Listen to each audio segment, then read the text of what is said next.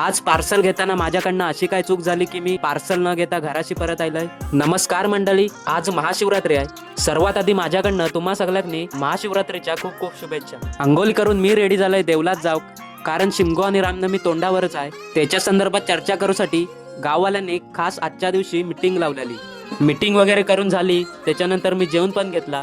आज माझा एक पार्सल आलेला, पार्सलचे 216 रुपये झाले आणि मी त्याका 300 रुपये दिले होते। पार्सलवालो माका बोललो 20 रुपये सुट्टे असतील तर बघ, म्हणून मी घराशी वापस गेलो, 20 रुपये आणले। पार्सल शंकरने हातात घेतला आणि पार्सलची अनबॉक्सिंग करूक देवघरात आलोय।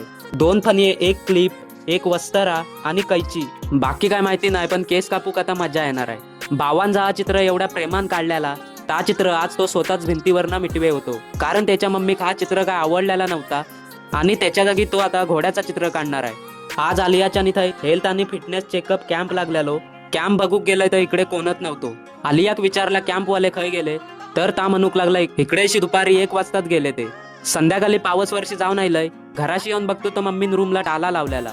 मम्मीक मी फोन पण नाही लावू शकत, मम्मी लगी फोन असून ता फोन खय घेऊन जायत नाही। सबस्क्राईब करा, मी घराच्या बाहेर राहूक नको म्हणून। आणि व्लॉग आवडलो असेल तर नक्की लाईक करा, शेअर करा। चला बाय।